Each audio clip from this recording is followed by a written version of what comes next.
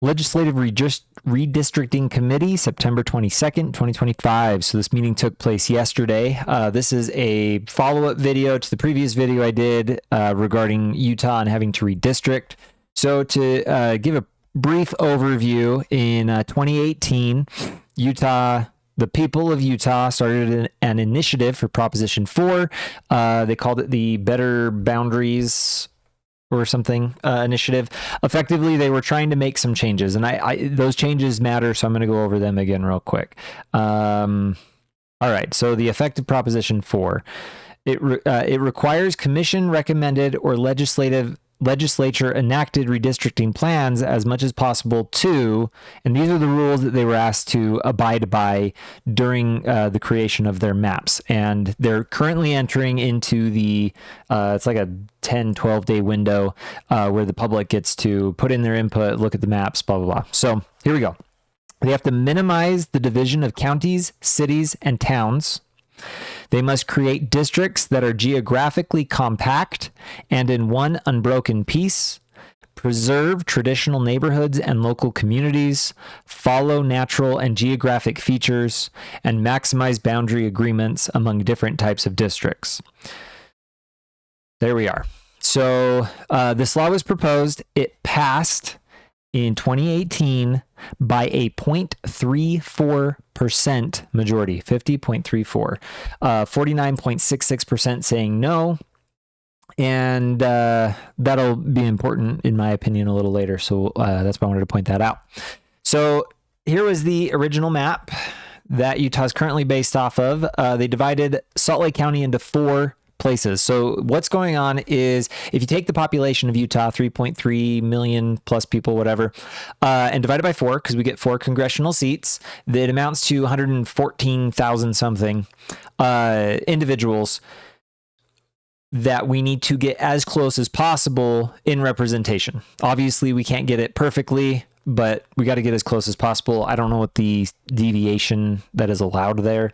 Probably should look that up, but I'm not aware. So you can kind of see here, this is Salt Lake County in this little place. There's obviously a lot of people who had comments, but Salt Lake County was divided in 2, Weber County was divided in 2, and Utah County was also divided into 2. So there was a lot of dividing. Now, their justification then was, well, you have to represent the big city and you have to represent parts of rural towns. I mean, it kind of makes sense, but it also doesn't. Like, you're going, like, depending on where you came from, which most likely is going to be a big city in these cases, you're going to have the perspective of a big city. So I understand the arguments about not splitting Salt Lake County into 4 different separate sections. I get that. But regardless, because of the 814,000, it is not within the realm of Salt Lake County having its own district, because there's 1.1 million people who live in Salt Lake County. So it just doesn't divide up evenly. So no matter what, it will have to be split in 2.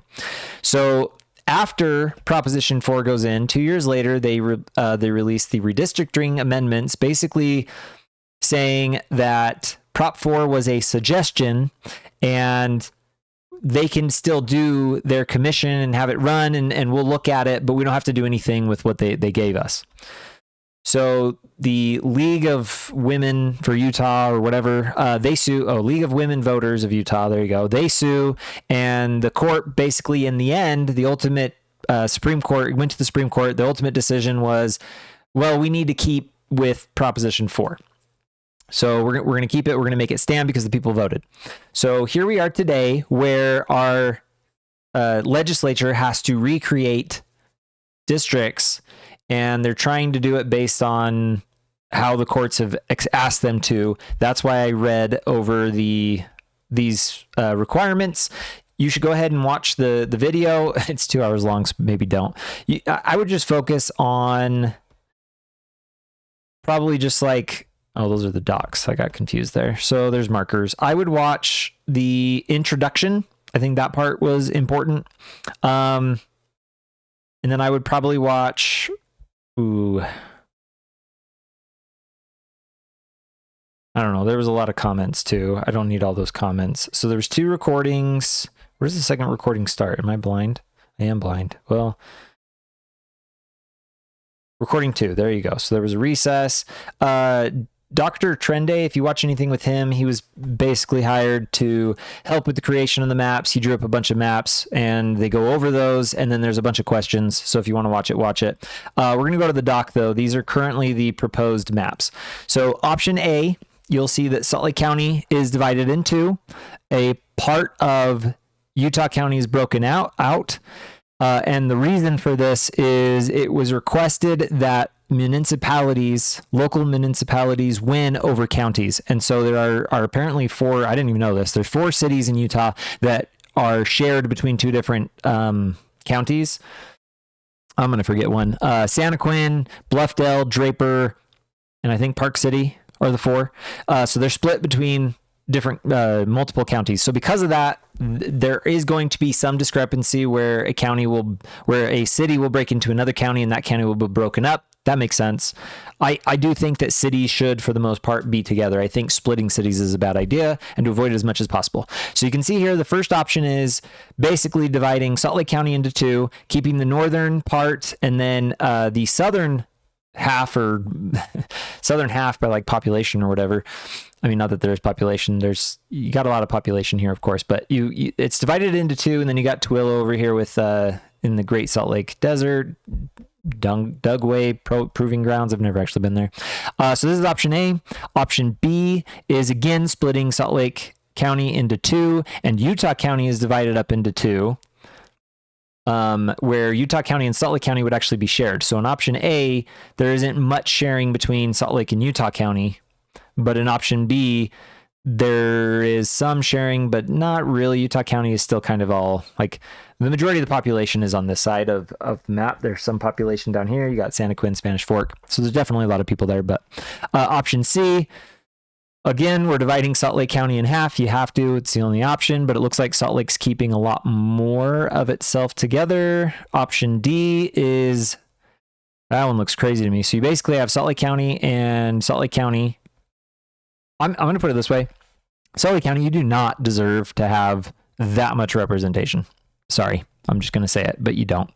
That, in my opinion, even though it's divided between a lot of Utah County, you got northern Salt Lake, that's too much. So I hate option D. Option E, it's dividing it up into like 3 sections kind of, or is it just 2? I don't know. Looks kind of weird. I don't like this one. I don't like this one at all. I don't also know completely all the things. So there you go. Here's the map. I'll put it in the description below. You can look at those. You can also comment on these. I think, if you click on this, you'll be able to leave a public comment as to your thoughts. I encourage you to do so if you have opinions. I will say, ultimately, when I was watching, there were a lot of individuals. I would say the majority of individuals who showed up sounded like they were Democrat. There were some Republicans who were like, we have to stand for, I'm registered Republican. And I'm like, yeah, you're probably one of those Democrats that's registered as a Republican because you're afraid to actually stand up for your own beliefs. And you want to force the right to choose people, and you want to help control, blah, blah, blah, whatever happens in Utah. My main thought here is, when I was listening to a lot of the individuals who had comments, all these individuals, they kept referencing, not everyone, but a lot of them kept referencing Prop 4. And here's the deal. Okay. They're like, we want the people's voice needs to be heard. We need to go back to Proposition 4. You need to do it the way we asked you to do it. Here's the deal. If Proposition 4 was run again, I think it would lose by a wide majority. 70% would vote no on this. I think because of what's going on right now, everyone's kind of woken up and they'd be like, whoa, I think this is a bad idea now. Let's go back. So when they say, let's do it again, you only won by 0.34%. That's why I'm bringing it back in. That's like 7,000 votes. So 7,000 people more voted yes. And here's the deal. There are too many people, especially in Utah, that don't actually know what they're voting for. I remember reading this and not completely understanding it. Originally, I'm saying, like, I read through a quick synopsis and I was like, I don't know what this is. So then I felt the need to have to go and do more digging. Ultimately, I voted no because I understand a lot of people's desire to say yes, because the way that this is for it, like, It's trying to put more control into the hands of the people to stop gerrymandering. Ultimately, it's the left saying, we need help. We want to be represented. I understand that feeling. That's kind of all I'll say on that. I understand it, but ultimately the legislature gets to determine, and I don't mind having the governments as they are. Like, there's so many states, California, I think Massachusetts is one of them, where it's like 100% of their 100% of the seats are, I think it's Massachusetts, is Democrat, but like they have a 40% voting base. Here's the deal. In Utah, they like to say it's like 30% Democrat or whatever. No, there are 13% registered Democrats, 55% registered Republicans, and 35% independents. I'm sorry, you don't get to just claim the independents as yours. And granted, yes, there are a lot of Democrats that are in the Republican Party, but like, sorry, maybe you should actually vote and sign up for the party that you agree on. Here's the other thing. Let's see if I can find it.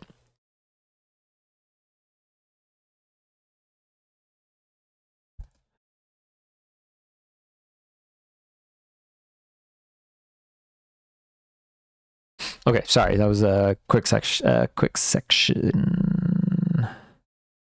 All right, typical turnout for Utah to vote on the delegates is about 10% of registered voters. So, and it gets lower in off years. So, in other words, we have a lot of people who felt that their voice wasn't being heard and that they needed better representation. And I understand that. And I say fight for that. But there are good ways to go about doing it.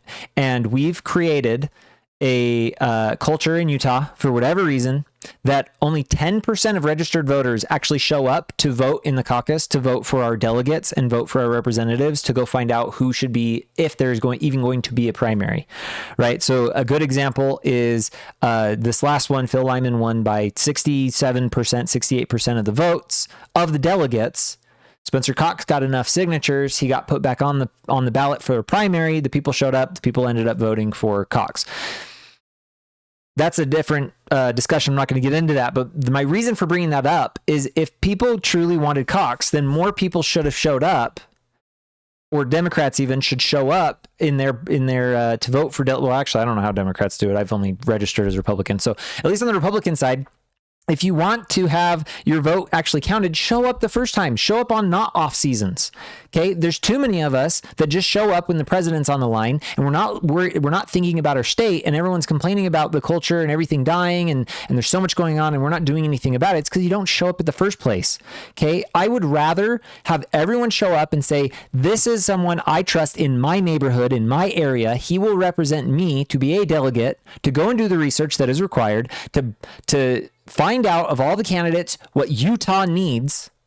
I voted for him. I don't have time. Well, I mean, like maybe I do, but I'm saying not everyone has time. People have to work. People have jobs. People have kids and responsibilities that they have to take care of, especially in Utah because we have so many kids. So it is a wonderful system to be able to send a representative to go do the research to determine if there should be a primary or not. And then the people get to show up and actually have a primary. It's a beautiful system. The signatures, in my opinion, it completely ruins the process. It ruins the whole, it ruins the system, and it ruins the spirit of America and republicanism, like an actual republic, which is the other thing I hate when people call us a democracy. We're not a democracy, we're a republic. So my point in bringing this all up is, here we are. We're in this situation because Utahns haven't been actually paying attention. We're not getting involved the way that we should be. And then we're voting on bills or propositions like Prop 4, not actually understanding, in most people's situations, what it was or why it's there. And I think if we were to vote again, I think it would fail miserably. So here we are. So Utah lawmakers spar over how to test congressional districts for partisan symmetry. Okay, Utah's Legislative Redistricting Committee held its first public meeting on Monday, yesterday, with just 3 days left before it had to submit a map for public comment. Lawmakers reviewed legislation during the meeting that would narrow the parameters set by Proposition 4, while experts explained what drawing new districts entails and why Salt Lake County has to be split. The meeting came one day after the committee released 5 proposed congressional maps, we've gone over those, to open the meeting. One of the committee's chairs, Senator Scott Randall of Tremonton, said the committee is meeting in compliance with the court's orders and under protest. Agreed, under protest. Like, I don't know. I kind of, I will take back slightly. Some of my views have slightly changed from the last video. I do think that it was an overstep of the judiciary to say that we had to go back to Proposition 4, mostly because it was only 0.34%. Like, it was just, in my opinion, it's an overstep. I get that the people showed up to vote for this, but in reality, we know for a fact, well, we don't know for a fact, but I'm pretty dang positive if it was run again today, based now that people know the repercussions of what's happening, people would be like, yeah, I don't want to vote for that. A district court judge threw out Utah's congressional maps following a lawsuit brought by proponents of Proposition 4, again, the Women League of Utah voters, grant legislators the authority to draw congressional maps. The under protest comment from Sandel drew a heated response from the Democratic lawmakers of the committee and from Utahns speaking during public comment. I don't think it was actually like, it wasn't that heated. They had some comments, but I didn't see them as heated. You are public servants in ensuring fair representative districts, one person, one vote, as reference to the beginning presentation as a pillar of our democracy. From my perspective, you should be honored to be part of the process and have the opportunity to correct clear mistakes made with previous maps. First and foremost, there were no mistakes in previous maps because they changed the law. So they made the map that they wanted. There were no mistakes. The judiciary, after the fact, said it needed to be changed. Just a little point of clarification there.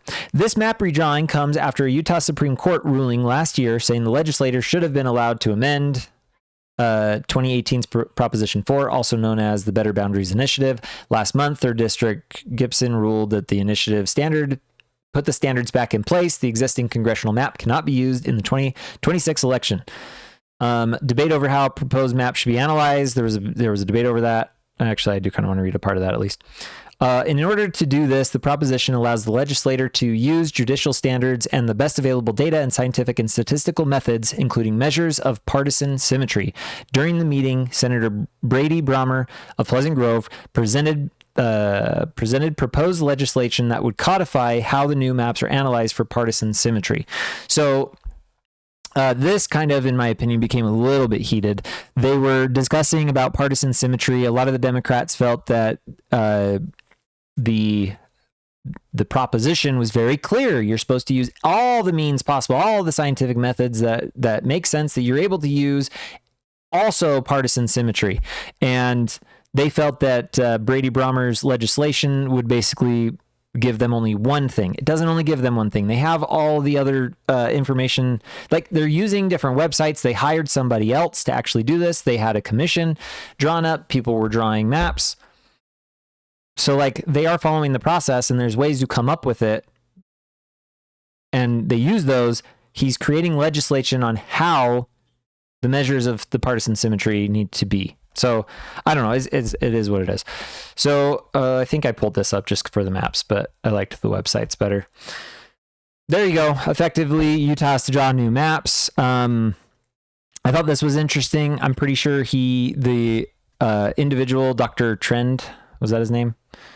He made comment that, like, I think he said that there were maps that could be drawn where there would be more, or there would be like 3 seats. I should find that quote. I'm sorry. But I think he said like there could be 3 seats given to Democrats on some maps. So there are some ways where you would draw the map where there would be a Democrat in up to 3 seats, I think is what he said, which, I'm sorry, that's ridiculous. If 55% of Utah is registered red, 14%, I'll round up, 14% are registered as blue, and then you got a bunch of independents. If the independents aren't going to sign up, they don't count. I'm sorry. I know that they might tend to vote one way or the other, but personally, I don't care. If you actually, I think they're probably more likely to be persuaded to vote a different way for whatever reason that they feel. So I don't know. I'm kind of just trailing on with this one. It's more of just an update. I don't have anything else to add.